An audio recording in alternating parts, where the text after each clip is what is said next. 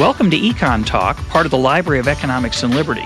I'm your host, Russ Roberts of George Mason University and Stanford University's Hoover Institution. Our website is econtalk.org, where you can subscribe, find other episodes, comment on this podcast, and find links and other information related to today's conversation. Our email address is mail@econtalk.org. We'd love to hear from you. My guest today is Hal Varian, the chief economist at Google and a professor at the University of California, Berkeley in economics, business, and information management. I want to begin with a story about my grandfather. He spent years trying to remember who wrote the poem with the line, "Yet the strong man must go." And it really caused him a great deal of frustration that he couldn't remember who said that and what poem it was from. And one night at dinner, he alarmed his guests by jumping up screaming, "Robert Browning, Prospus," because he had remembered the poet and the poem. My father, on the other hand, unlike my grandfather, doesn't have to cope with years of frustration like that. If he wants to know who wrote "Yet the Strong Man Must Go," or if you or I want to know, you can just Google it, and in 0.29 seconds, less than a third of a second, the answer comes forth. That is just one of the many ways that Google has made our lives better. Yet there are people who see Google as threatening. I just saw them, Google referred to recently as a cultural behemoth. Why are people worried about Google? And should they be? Well, I think it's inevitable that in our society, when one entity becomes large and powerful, it's going to attract additional scrutiny. That's the nature of the game, and that's going to happen by the press, by the population at large, by the legal system, for that matter. And so, in many ways, that's a healthy phenomenon. I think from Google's viewpoint, the important thing is to make sure that FUD is not too widely spread, and we want to be able to respond to some of these observations and criticisms. And in the last several years, we've invested quite substantially in building up our public relations, press communication group, and so on. Yeah, we're taping this interview on July 22nd, 2008, and I am on site here at Google. So you may hear some background noise from the offices near us and around us. In the latest issue of The Atlantic, Nicholas Carr has an interesting article. The title is misleading, although it has Google in it. The title is Google Making Us Stupid?" What the article is really about is not so much Google, although it's mentioned in passing, but the role of technology in shaping the way we think in our brains. What do you think about that? Do you think that human beings, our productivity and our thought processes are affected by the short attention span that the internet seems to be producing? Well, I'm not sure that the internet is necessarily producing a short attention span, and the internet is boosting our capabilities in many ways, as your opening anecdote illustrates. The debate about the impact of technology on thought processes goes back to the Greeks, who complained that writing was making the younger generation stupid. And in my time, I've heard the same charge leveled at calculators and other insidious devices like that.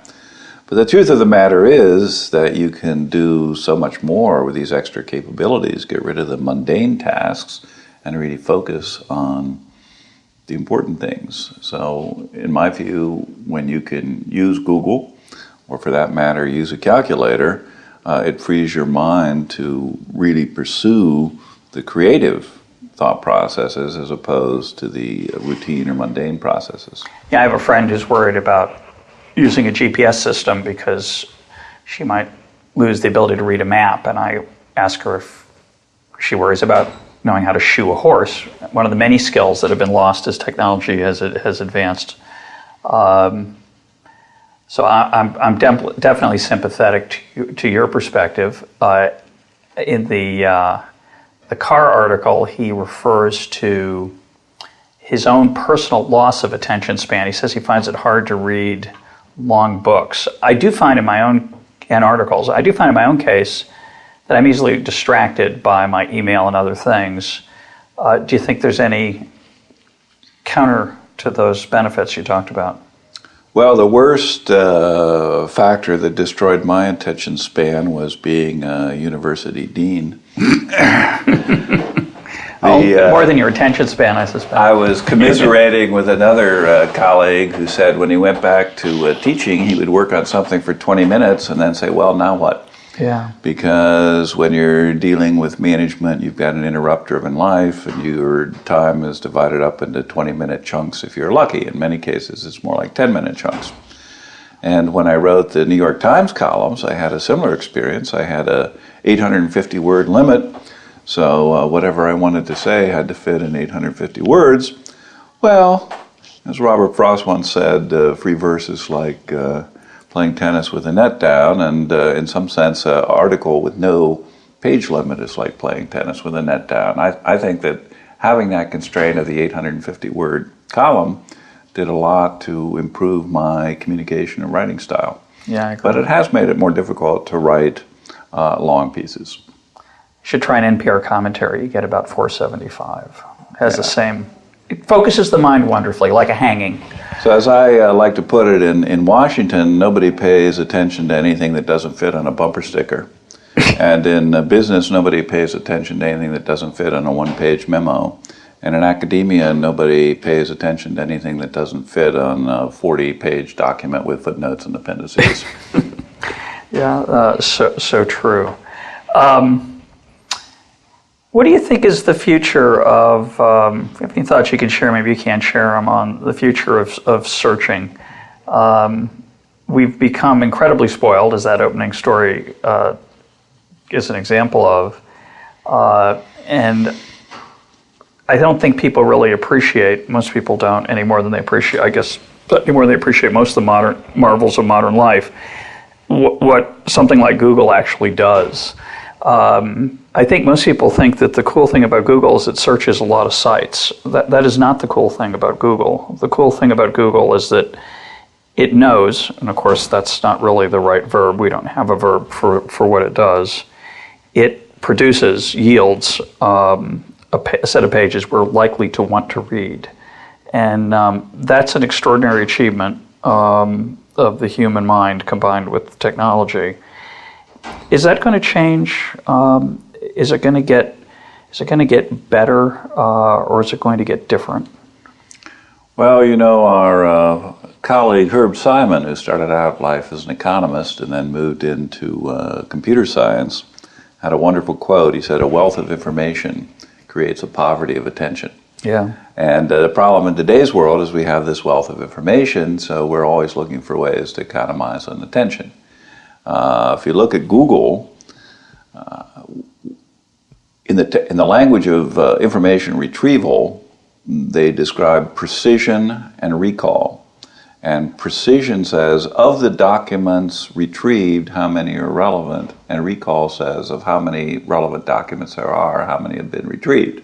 So there are two measures of performance. Mm-hmm. And now everything is about precision. Recall is pretty much irrelevant because you can always retrieve hundreds, if not thousands, or 10,000s of documents on a given topic.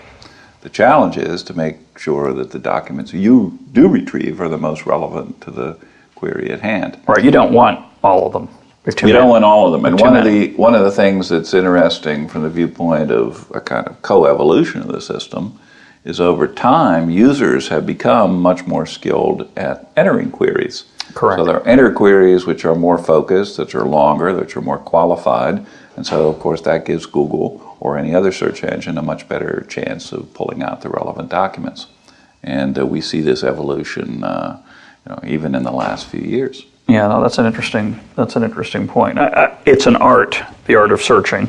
And to go back to what we were talking about earlier with the machine-aided cognition, there's nothing wrong with doing a math problem on a calculator. The important thing is to know which numbers to type in. Yeah. And the same thing with using Google. Right. Using Google as an aid to memory or information retrieval is fine. What you have to do is to develop the skill as a searcher to be able to find the documents that really meet your needs.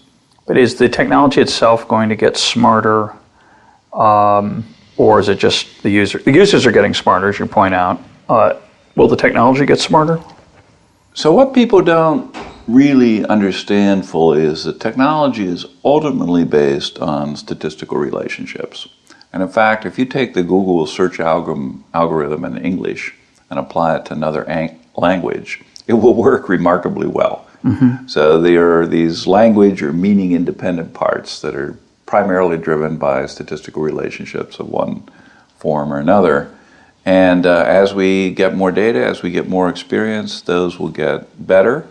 But I think a big part of it is going to be the interaction with the user in terms of the user getting more skilled in retrieving queries. Sure. It'll be interesting to see how the next generation of, the current generation of young kids, how their search skills and research, it's really about, as you say, it's about information retrieval, it's about research. Research used to be sitting in a musty library poring over a document that was falling apart, and then it became poring over this horrible microfilm that hurts your eyes, and now it's sitting at a screen that gets better and better, and it's a glorious thing. I think the next generation will do it a little differently than mine. Right. I think about the car in 1910, the automobile. Well, over time, the automobile's gotten better, but drivers have gotten better too. Yeah. So you've seen this mutual evolution of the characteristics of the machinery, the characteristics of the infrastructure, the characteristics of the driver, and I think we'll all evolve in that direction. One of the very prominent things that's going on now is mobility of search. So if you look at the iPhone, which is really a breakthrough device, the amount of searches that go on in the iPhone is really quite phenomenal. And in a few years, as we see a proliferation of mobile devices, we're going to see these searches carrying over into every aspect of our life. Well, the car is a nice example because not only did we become better drivers, but what we expected of our cars and what we wanted to do with our cars and do in our cars changed dramatically over that. What do we ever do? What do we ever do without cup holders? That was my exact thought. I just saw, first time I've seen it, it must have been in existence for a while, a heated and cooling cup holder. So it keeps your coffee hot and your cold drink cold in your car. And soon, you're right, we'll say, how can we live without, how can we just have those plain room temp cup holders? I bought a new car. It has one of those radio keys, so you don't have to take the key out of your pocket. You just press the push button to start. Yeah. Well, that seems like a little thing, but I have to say I love that functionality because I don't have to get to the car and fumble around in my pocket and drop what I've got in one hand. Just walk right in, and it gives you this nice emotional response too. Because when I come up to it at night, it blinks hello at me. Yeah. Well, and the remote door opener again, which is a trivial thing, but it's once you got it, it's so pleasant. It's very difficult to do without it. But one of the other things that might change, besides what we want to do with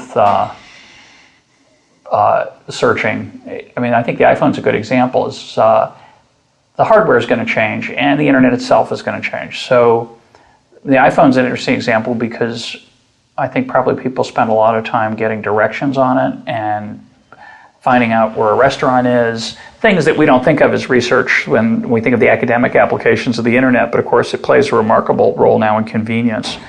But in both the convenience and the research side, presumably the internet is going to change. What do you think? Where do you think it's headed?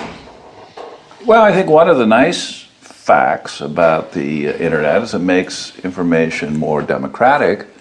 That things you could only get if you subscribed to a working paper list, or if you went to an academic library, or if you knew who to ask, now are available to anybody in the world. So that I think that this democratization of data is one of the really important aspects of our time, and it's an important aspect of what Google's doing. Think it'll change politics? They say it has. That's the wrong word. Policy. Do you think it'll change policy? It obviously has changed politics. Do you think it'll change some of the outcomes of how the world gets molded by political processes? Well, I think one of the nice things about Google or other search engines is it allows for pretty rapid fact-checking. Yeah. And if somebody's up there spouting a bunch of nonsense, you can check into it. And if everybody's sitting there with their mobile device verifying what the candidate is saying, I think it's going to bring a little more accuracy into political activity. Yeah, although the best lies of politicians aren't factual ones. So it's a fair point. do you think, because I think one of the most important aspects of the web is the spreading of education, not just facts. The actual spreading of knowledge. I like to think that EconTalk's part of that. I don't think there's a better time in life to be an aspiring economist without going to graduate school. I've made the claim before, I'll let you react to it, that if you want to understand economics today, you can read a bunch of blogs, listen to a few podcasts, and you will have a flavor of economic intuition you could only get in the past by sitting in the coffee room at a graduate school lounge. Am I being overly optimistic there? No, you are not. I completely agree with what you say, and the interesting thing is it's true of every subject. I assume we so. mostly look at economics, right. But I've looked at statistics blogs and at political science blogs, and it's really remarkable how you can dip your toe into the intellectual activity of these areas. So it's a wonderful thing. Usually at no charge. Blogs. Usually, almost inevitably at no charge, right?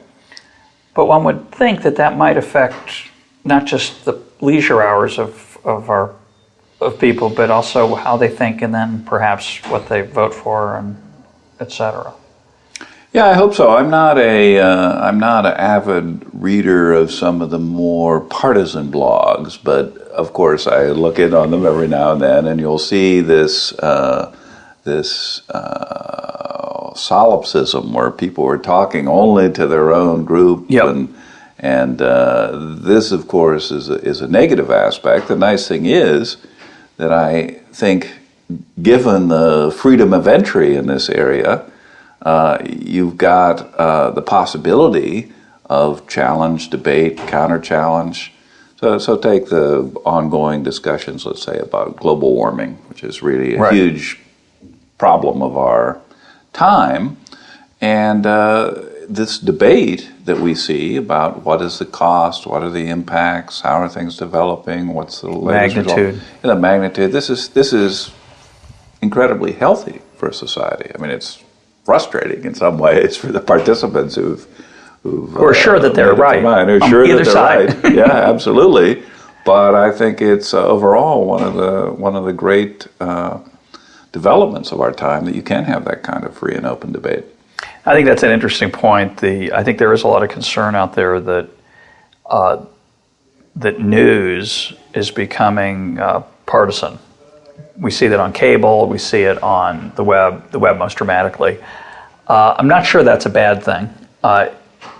It's what people want to a large extent. They want to confirm their own biases. They're not all searching for truth with a lantern. They want to enjoy a rant by a fellow thinker, which is, I don't know, cathartic perhaps. Well, one of my political science friends once told me that the best predictor of your political views are your neighbor's political views. So the people that you associate and talk with will have similar reinforcing political attitudes. And of course, I only have a few neighbors, and so then you've got a little circle of self-reinforcing points of view, and now I've got the world as a neighbor. So when you go to some of these blogs, you can experience much larger variety of viewpoints, and I think ultimately have a much better chance of reaching intelligent view. I agree. Let's go back to an issue you raised in passing with the iPhone. There are different technologies now for accessing information. There are open, and you can think of them as open and closed. The computer is sort of open. You can access knowledge using different software of your choice. The phone, generally, is closed. The person who makes the hardware is the person who makes the software. Is that a competition? Is that going to change? Well, I think that's a very important and profound question, because if we look at the different networks, we see very different characteristics depending on this open or closed aspect. So look at cable TV, closed network, the content you see is chosen by the provider, by the network provider. You look at the mobile networks, you look at landline telephone networks, they're all proprietary. If you look at other communication channels, books and newspapers, there's much more competition. As we heard, the freedom of the press belongs to someone who owns one. But when you go to the internet, everybody owns a printing press. Everybody has access to this open network. And so the openness of the internet is its huge strength, and it's really quite unusual. I mean, we don't see that as much for other sorts of networks. I like to refer to the internet as a lab experiment that got loose. It really is. Because it really was not designed to be a popular communications mechanism. It was designed to be a communication mechanism among this elite scientific community. And I would tell you, even the people in that community who were there at the beginning are still surprised by the dramatic social impact of the internet. So here we had this burning need to have an open network for communication. We never knew it until the internet came along. Yeah, and I think it's a really universal phenomenon that the tools that people develop end up having uses they don't anticipate, right? I think the first Xerox machine was thought to have no market because, I mean, how many copies would people want to make of stuff? Right. At the time, they assumed it was going to replace carbon paper, which was a thing that most of our listeners have no idea what it is. It's a bizarre, very physically unpleasant substance that sat on the back of regular paper to make a, quote, carbon copy that people use to make it easier to keep track of correspondence, etc. And you can really get into arcania because that little CC in your email, that means carbon copy. Yeah, that's a nice example. Amazing. Yeah, what an anachronism. That became a shorthand that wasn't intended either. And so I suspect there are probably very few things that ended up being used either just as they were intended or even the way they were intended. Well, I have a wonderful picture. One of the uses of telephone, one of the business models surrounding the advent of the telephone was to pipe music into your house. Really? And yes, I remember this. There's a nice picture of an orchestra there playing, and it was 3 cents a minute for, maybe it was 3 cents an hour for pop music and 5 cents for grand opera. And the idea would be that you would listen to it over your phone. You'd listen to it over your phone. Wow.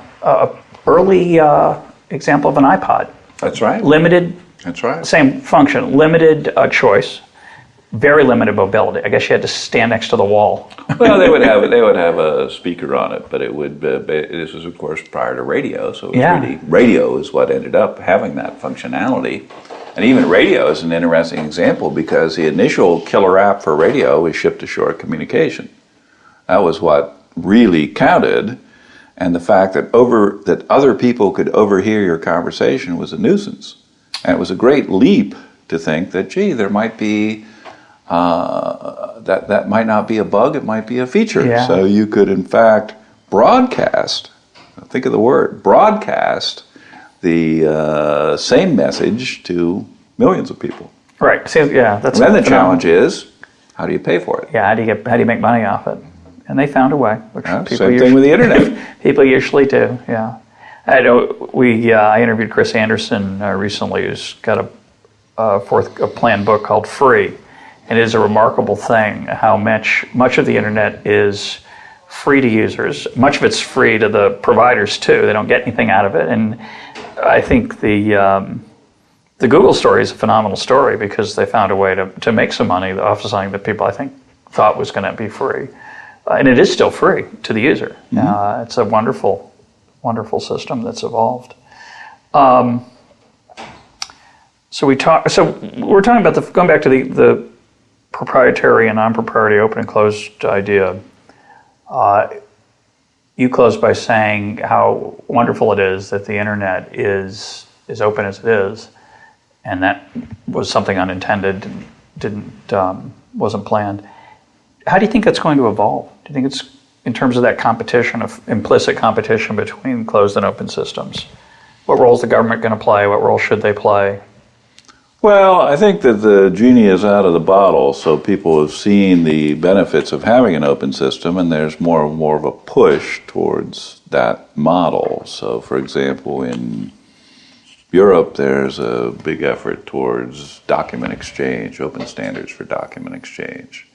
And there are other places in the world where people recognize the problems with proprietary standards and proprietary networks and are pushing towards more openness in those areas as well.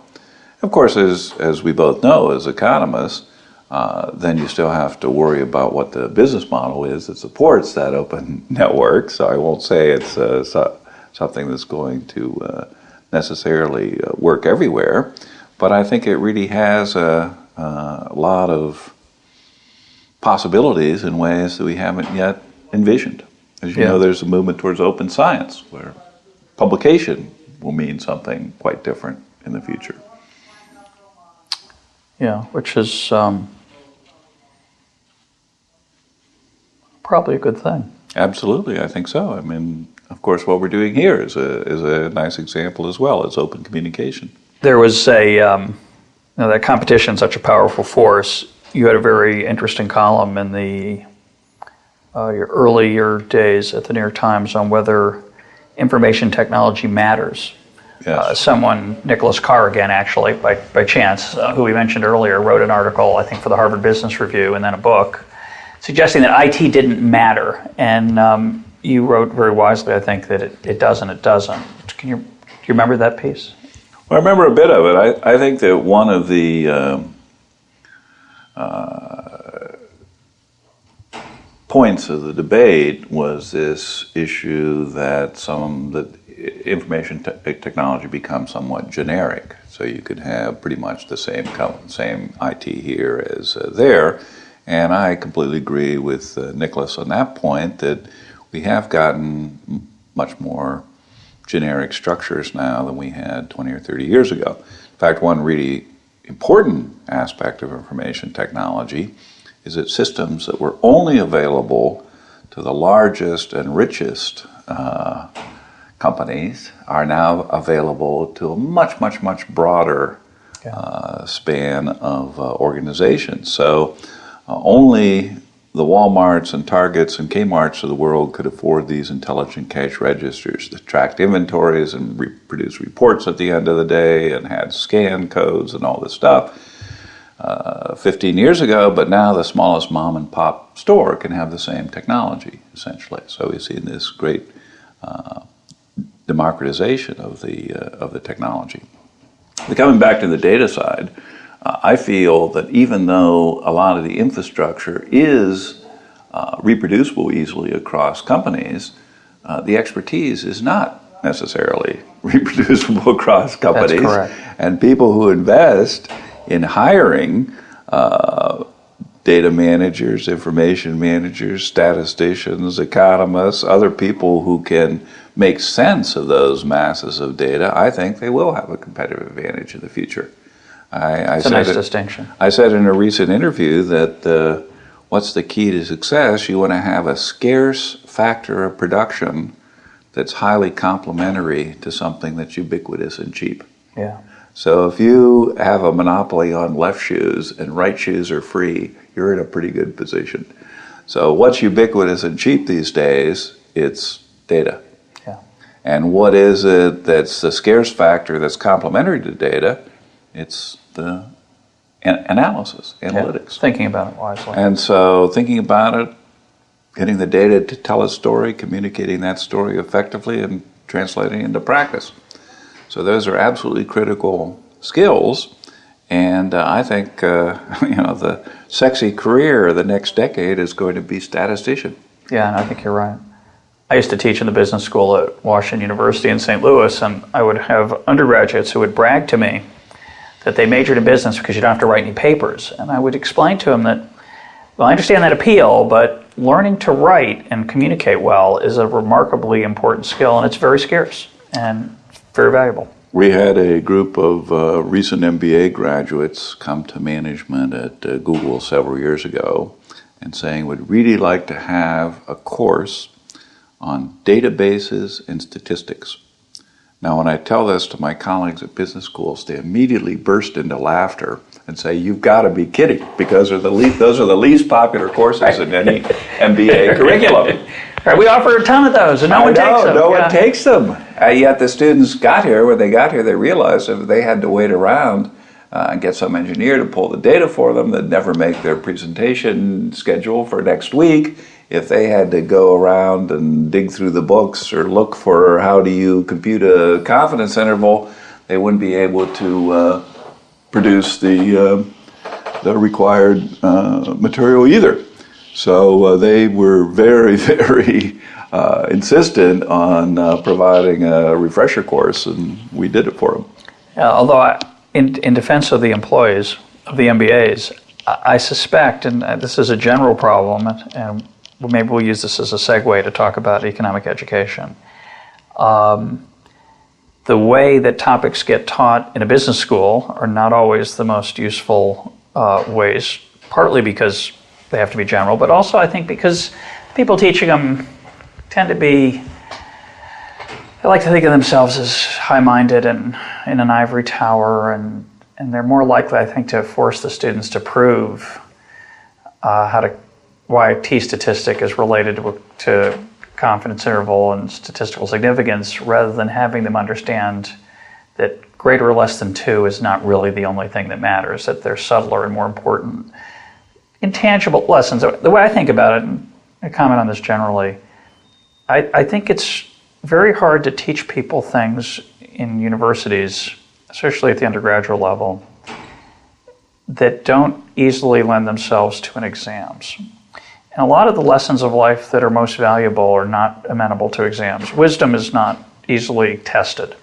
And so as a result, we tend to test facts, we tend to test proofs, we have multiple choice questions, and we miss out, I think, on the subtler forms of instruction, both in economics and certainly in statistics, where the temptation to require proofs and other things must be very strong. What do you think of that? Well, I would agree with you. There's a gap, even in economics, between what's taught in the econometrics class and what you learn as a research assistant working on a project. So there's this apprenticeship model, which I think is not sufficiently appreciated in economic education or in undergraduate education or most other kinds of education, that it's important to learn the facts and be able to answer the questions and know the concepts, but then there's also this transition to actually applying them in an intelligent way. And I'll tell you for a fact that I took statistics as a graduate student. Econometrics was one of my fields. And I don't think I really learned it until I had to teach it. Yeah. And then when I had to teach it, it made a lot more sense. I hope it made as much sense to me as to the students. Because I learned the manipulations, and I learned the calculations, and I learned the arguments. But I have to say, I think it was when I was forced to communicate this in a way to someone who was just starting out, I really developed a much deeper feel for it. And I think, by the way, that's one of the best things going for professors, that they're required year after year after year to communicate what they know. Yeah. And making people communicate what you know helps you understand it better yourself. No, I've used this example before, but I was forced to read The Use of Knowledge in Society by Hayek. It's a 1945 AER article in my first economics class at the University of Chicago. I read it and I thought, that was good. I liked it.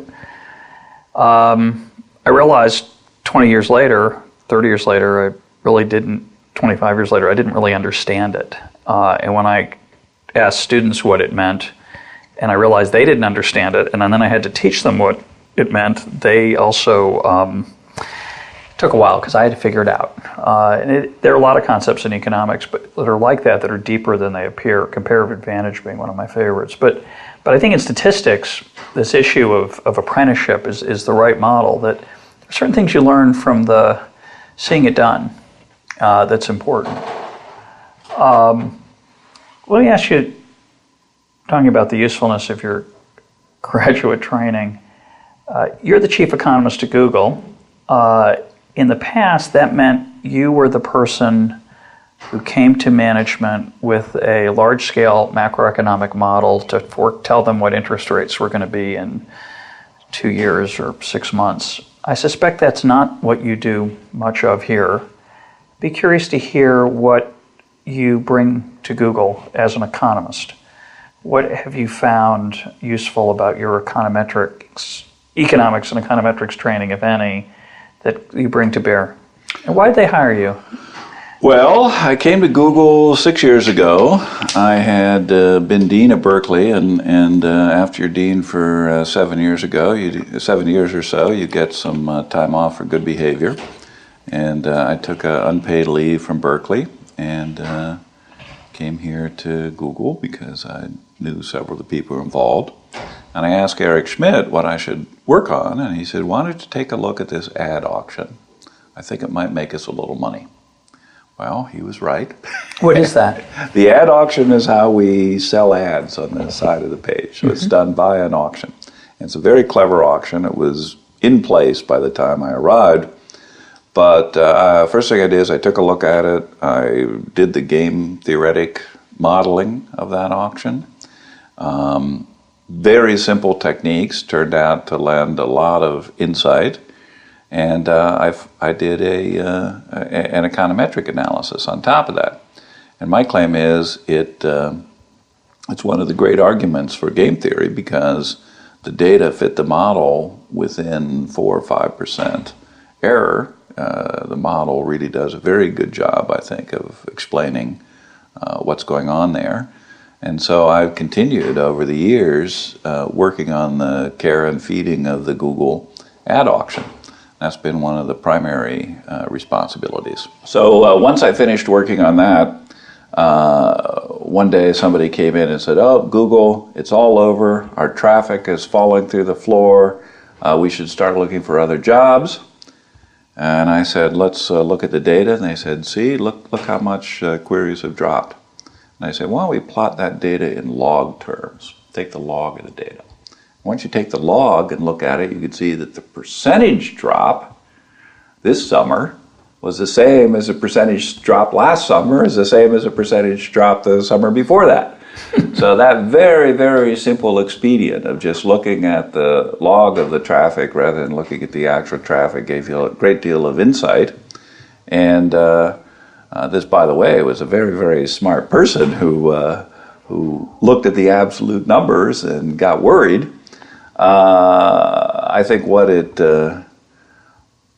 illustrates is that some pretty simple things can really go a long way in generating insight, and that was a prime example. And after that, by the way, they were so impressed with my brilliance in time series forecasting, they became the chief forecaster. Yeah, a title that you wouldn't want to bestow on your worst enemy. But Right. Congratulations. Well, we're out of time. My guest today has been Hal Varian, the chief economist at Google. Hal, thanks for being part of EconTalk. My pleasure.